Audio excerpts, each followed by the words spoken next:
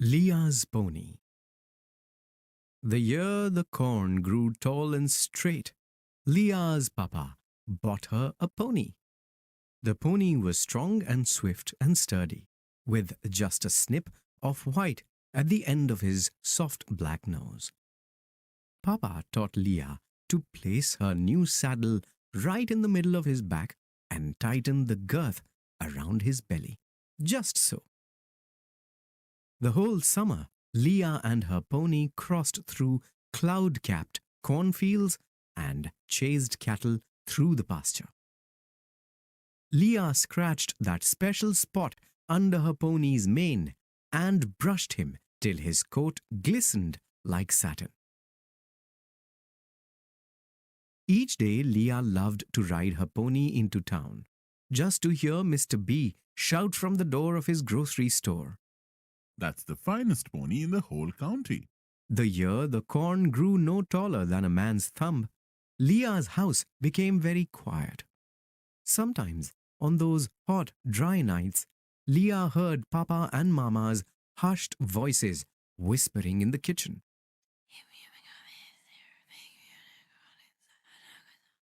She couldn't understand the words, but knew their sad sound. Some days the wind blew so hard, it turned the sky black with dust. It was hard for Leah to keep her pony's coat shining. It was hard for Mama to keep the house clean. It was hard for Papa to carry buckets of water for the cattle. Soon Papa sold some of the cattle. "These are hard times." He told Leah with a puzzled look. "That's what these days are, all right. Hard times." Mama used flour sacks to make clothes for Leah. Mama threw dishwater on her drooping petunias to keep them growing. And no matter what else happened, Mama always woke Leah on Saturday with the smell of fresh, hot coffee cake baking. One hot, dry, dusty day, grasshoppers turned the day to night. They ate the trees bare and left only twigs behind. The next day, the neighbors filled their truck with all they owned and stopped to say goodbye. "We're off to Oregon. They said. It must be better there." Papa, Mama, and Leah waved as their neighbors wobbled down the road in an old truck overflowing with chairs and bed springs and wire. The hot, dry, dusty days kept coming. On a day, you could almost taste the earth in the air, Papa said. "I have something to tell you, Leah, and I want you to be brave. I borrowed money from the bank. I bought seeds, but the seeds dried up and blew away. Nothing grew. I don't have any corn to sell. Now I can't pay back the bank." Papa paused. "They're going to have an auction, Leah. They're going to sell the cattle and the chickens and the pickup truck." Leah stared at Papa. His voice grew husky and soft. "Worst of all, they're going to sell my tractor. I'll never be able to plant corn when she's gone. Without my tractor, we might even have to leave the farm. I told you, Leah, these are hard times." Leah knew what an auction meant. She knew eager faces with strange voices would come to their farm.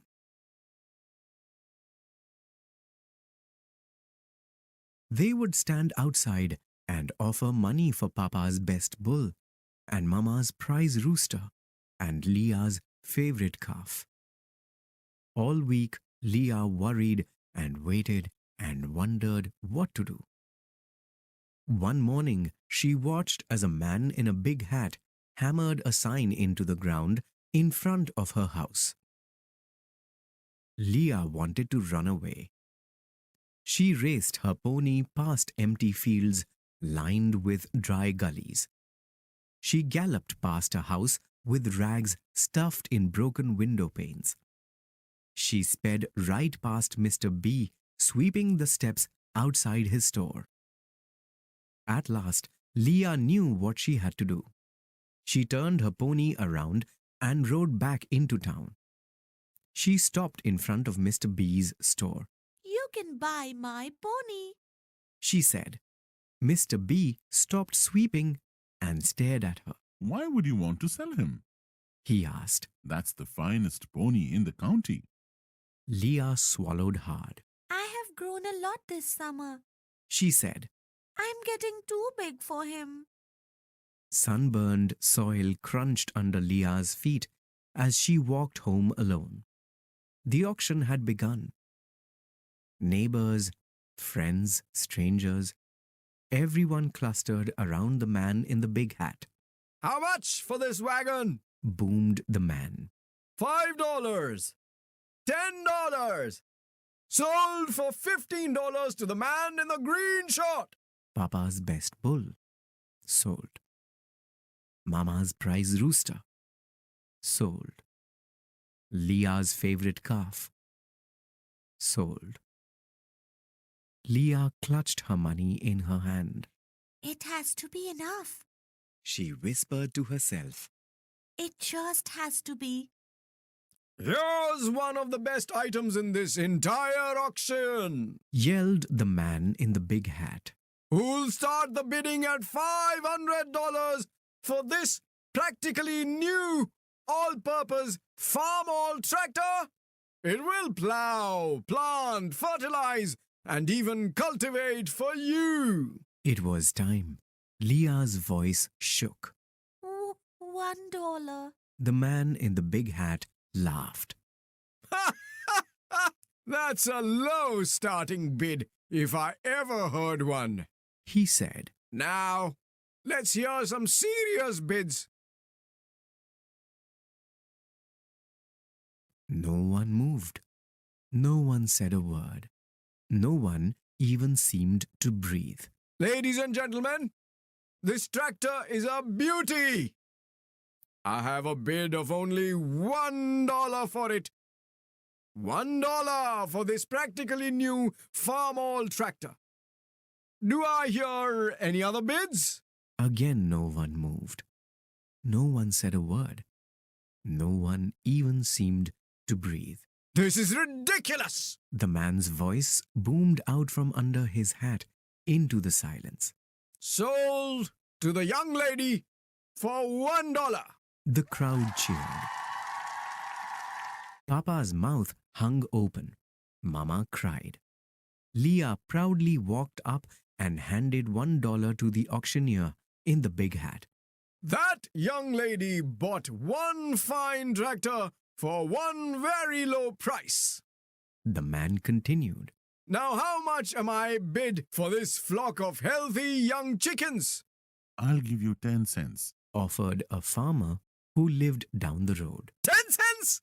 10 cents is mighty cheap for a whole flock of chickens. The man said. His face looked angry. Again, no one moved. No one said a word. No one even seemed to breathe. Sold for 10 cents. The farmer picked up the cage filled with chickens and walked over to Mama.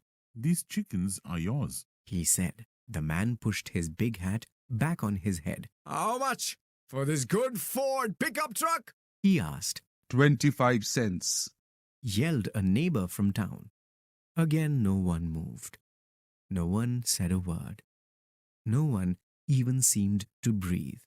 Sold for 25 cents. The man in the big hat shook his head. This isn't supposed to be a penny auction.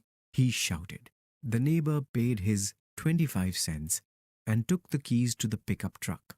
I think these will start your truck. He whispered as he dropped the keys into Papa's shirt pocket. Leah watched as friends and neighbors bid a penny for a chicken or a nickel for a cow or a quarter for a plough. One by one, they gave everything back to Mama and Papa. The crowds left. The sign disappeared. Chickens scratched in their coop, and cattle called for their corn. The farm was quiet, too quiet. No familiar whinny greeted Leah when she entered the barn. Leah swallowed hard and straightened her back. That night, in Leah's hushed house, no sad voices whispered in the kitchen. Only Leah lay awake, listening to the clock chime 9 and even 10 times. Leah's heart seemed to copy its slow, sad beat. The next morning, Leah forced open the heavy barn doors to start her chores. A loud whinny greeted her. Leah ran and hugged the familiar furry neck and kissed the white snip of a nose. You're back? She cried. How did you get here? Then Leah saw the note with her name written in big letters. Dear Leah, this is the finest pony in the county. But he's a little bit small for me and a little bit big for my grandson. He fits you much better. Your friend, Mr. B. P.S. I heard how you saved your family's farm. These hard times won't last forever. And they didn't.